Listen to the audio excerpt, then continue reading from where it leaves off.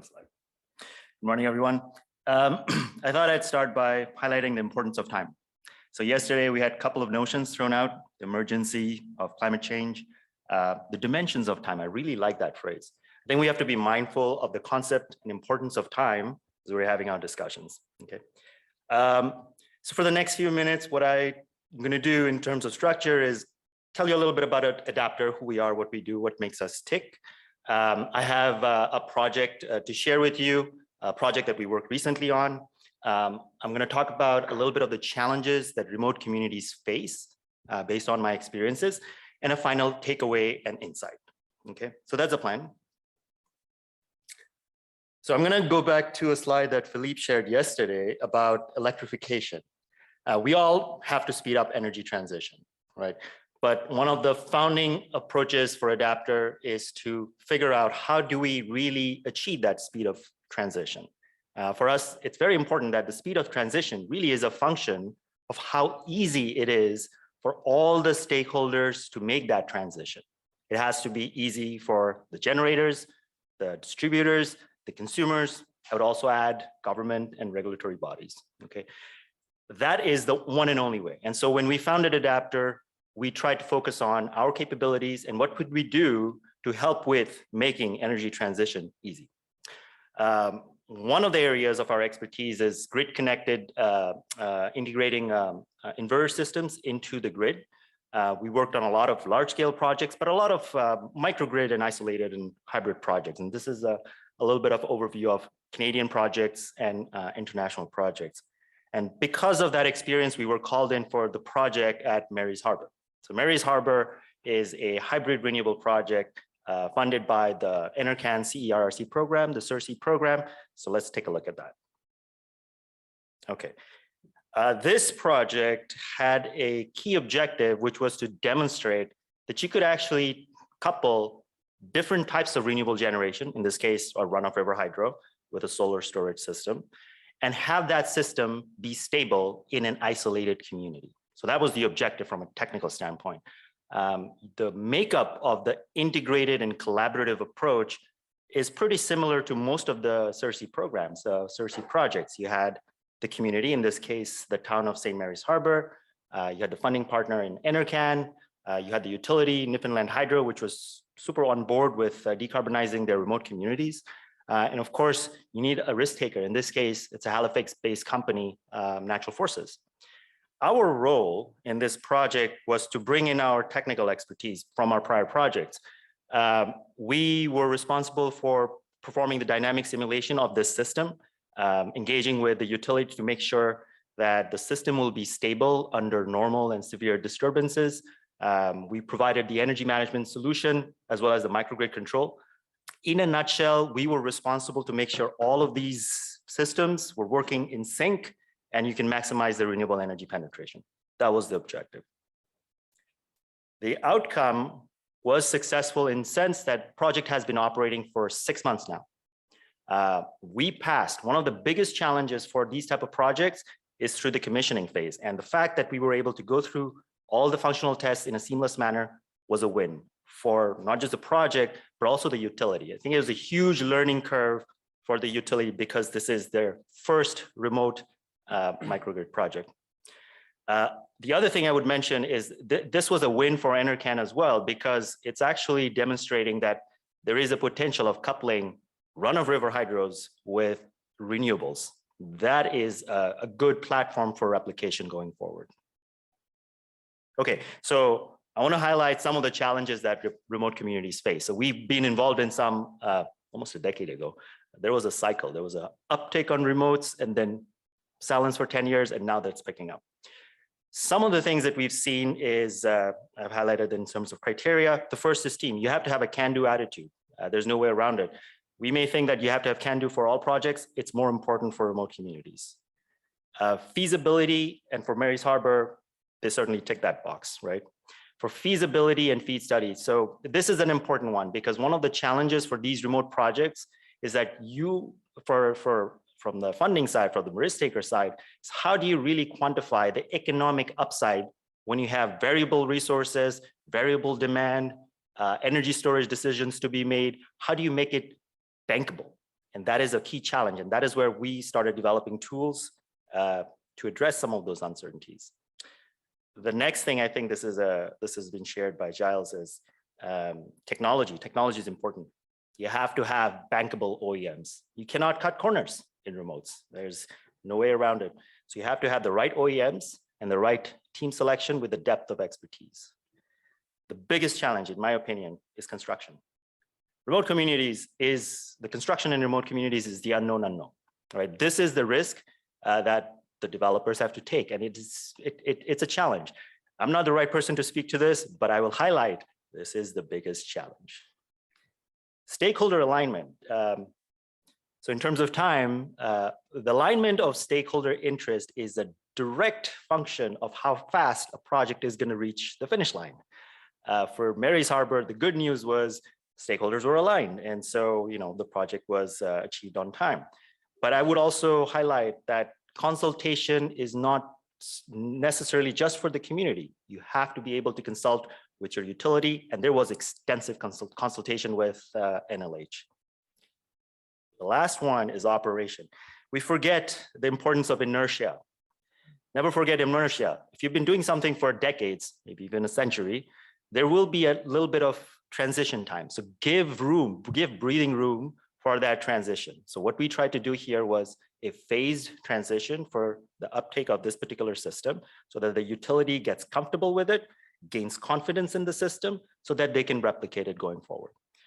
The other thing that we brought to this particular project is the system is evolving. Our demands are evolving, our consumption profiles are evolving, the environment is evolving, the weather is getting worse. So you need to be able to adapt to those changes. And that's where we bring our adaptive control system. Okay, so that's the meat of the details, and we can talk about more. One thing I want to share is a takeaway from a project that I was involved in 10 years ago. This is the Diavik Diamond Mine project. It was built in 2012, the first large-scale wind diesel project in Canada. My role at that time was the turbine supplier. You see the champion here is Liesel Van Wy. She's in that third image. Liesel was the reason why this project exists. She put in the feasibility studies and she did all the calculations. They estimated the project is going to be done, payback within 8 years. Every year they're offsetting 4 million liters of diesel. Fantastic success story, right? So what happened there? So they have the sustainability champion, but they also have a lot of the important pieces of the puzzle within that group. That site had a construction, they had a batch plant. They had all the equipments necessary to undertake that project. They own their own grid. They had deep pockets. This was the fastest project I've seen put through in my 10-year wind career, okay? But one of the things that I think the Diavik experience highlights is the importance of an integrated approach. Integrated approach, I think, for remote communities is not an option. There are too many unknowns and touch point risks. An integrated approach, I would argue, is a necessity if you want to have a successful remote project. Thank you.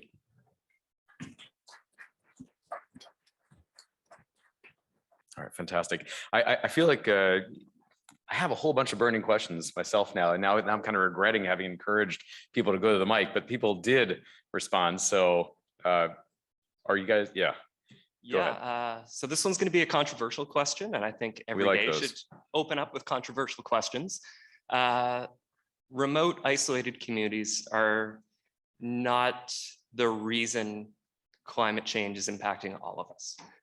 Relatively speaking, yes, emissions per capita might be high, but grand scheme of things, emissions are quite low.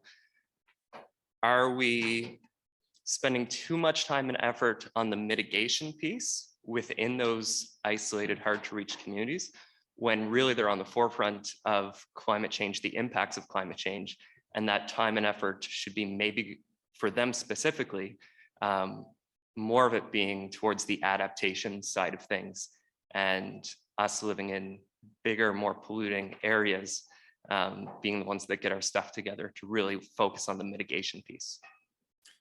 I love you bringing us up to the 50,000 foot policy level here. So let me see, anyone here want to take that on?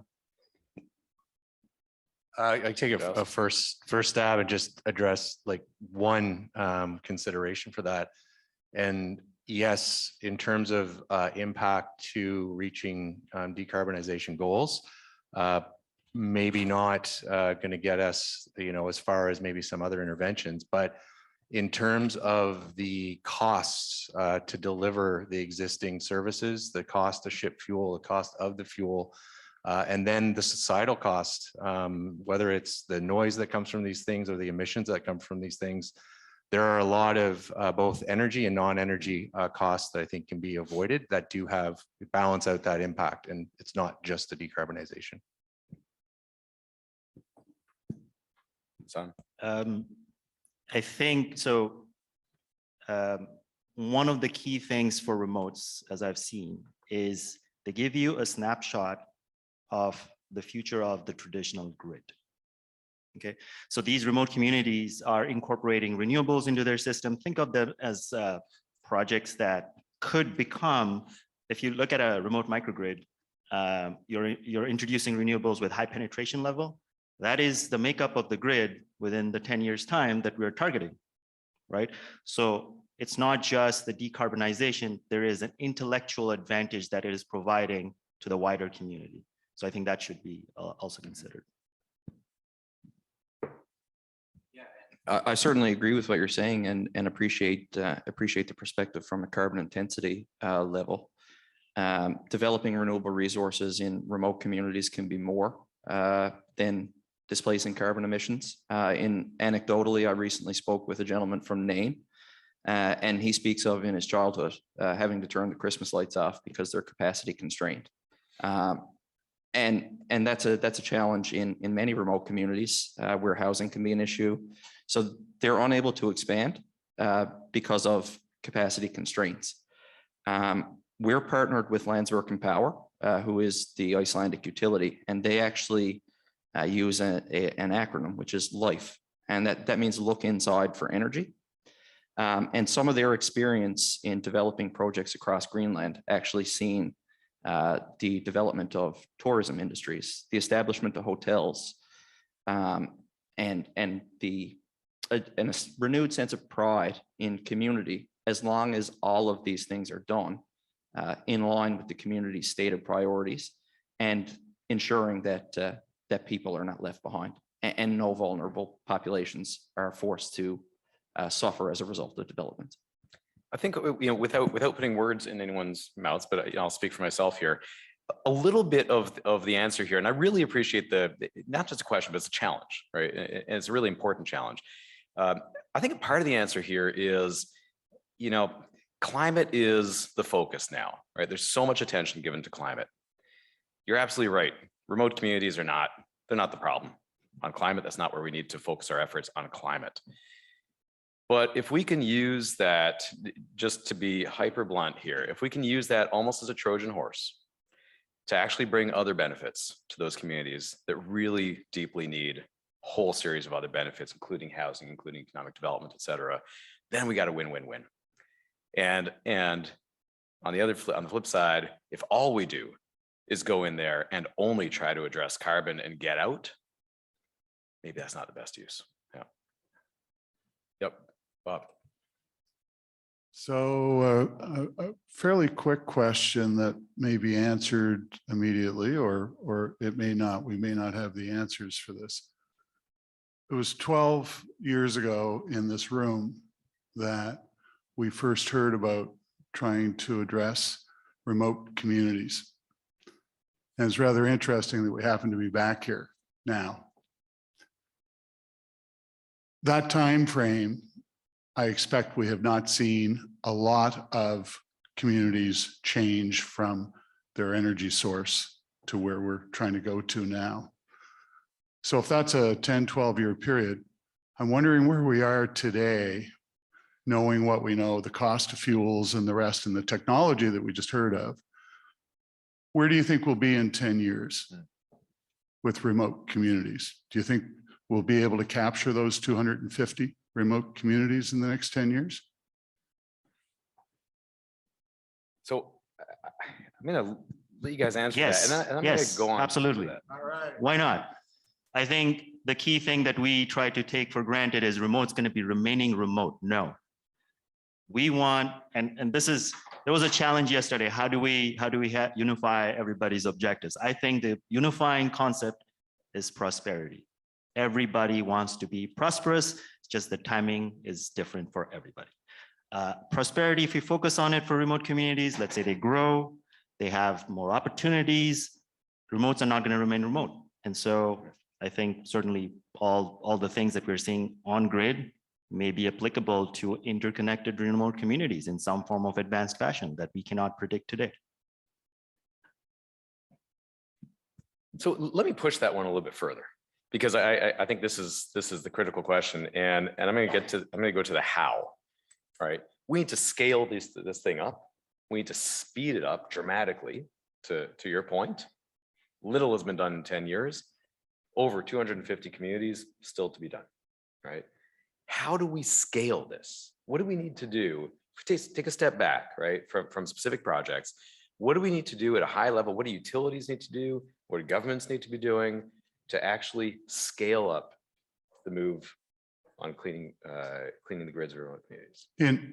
In short, what are the action items? So it's exactly what Yep. Philippe is saying. Yeah, thanks.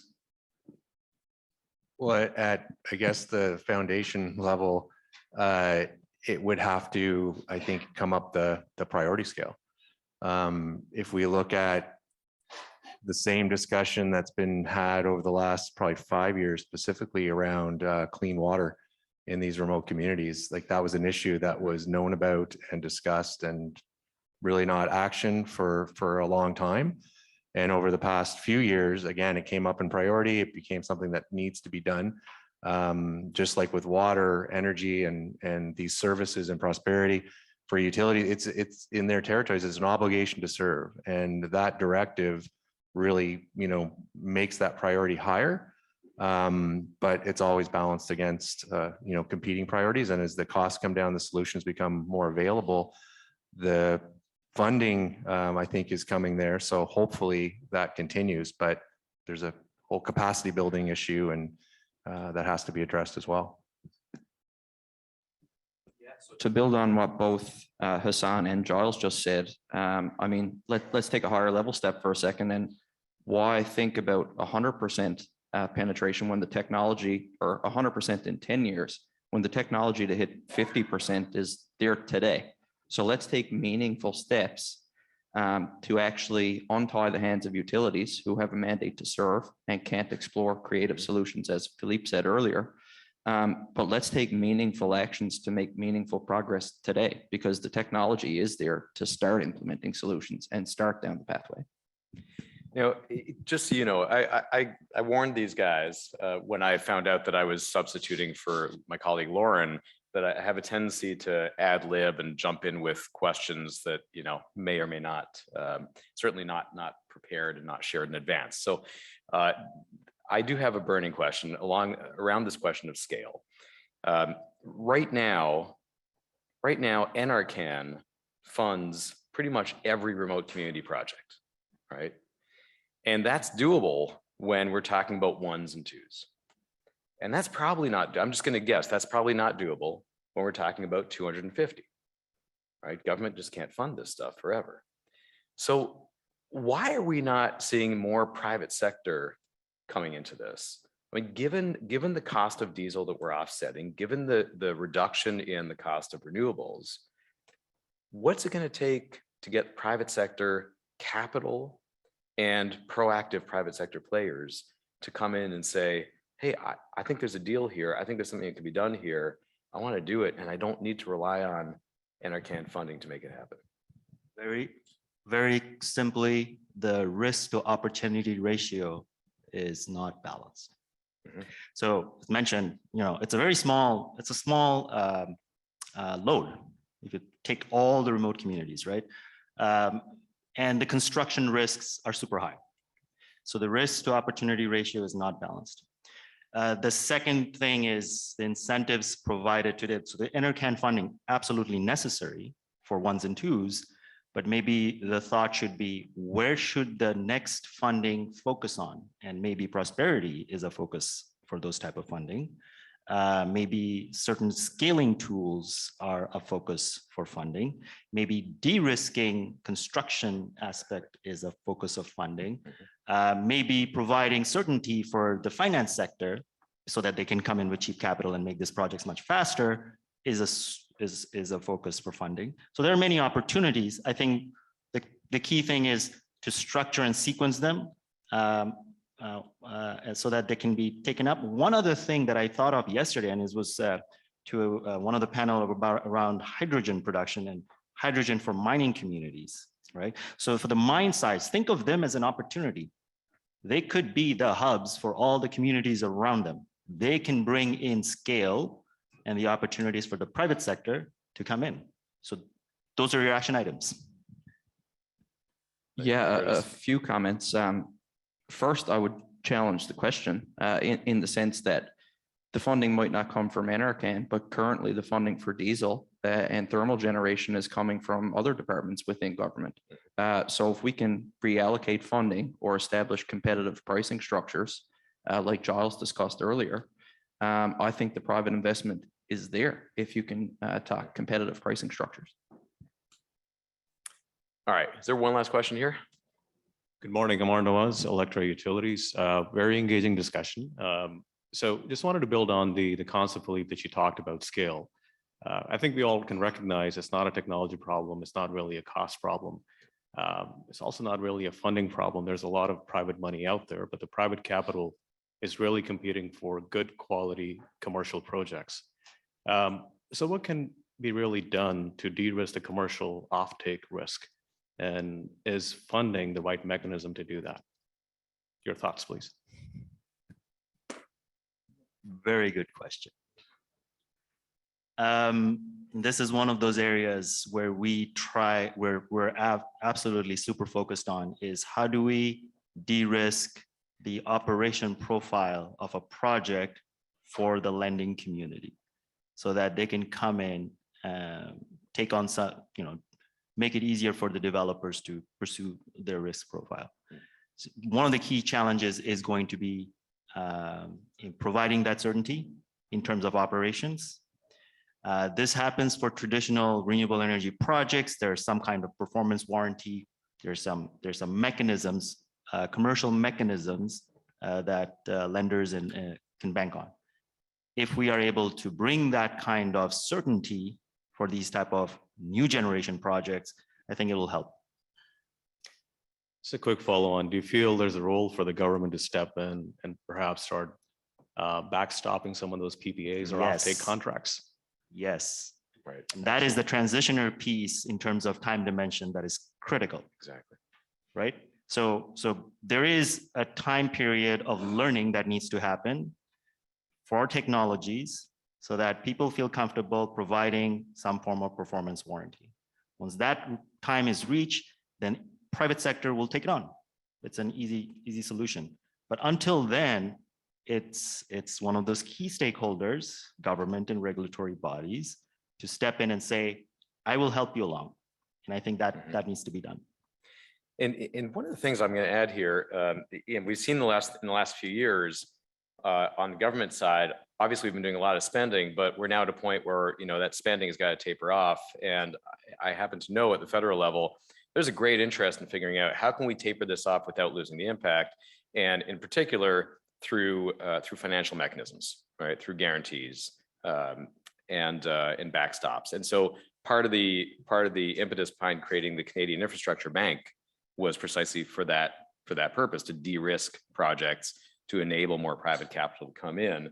Everything I'm hearing is my gears are turning internally as we're having this conversation, is real opportunity for government to come in here and perhaps take some of the money that it currently provides as incentives and grants and whatnot off the table and turn that into de-risking assurance, and again, pull that private capital to scale things up.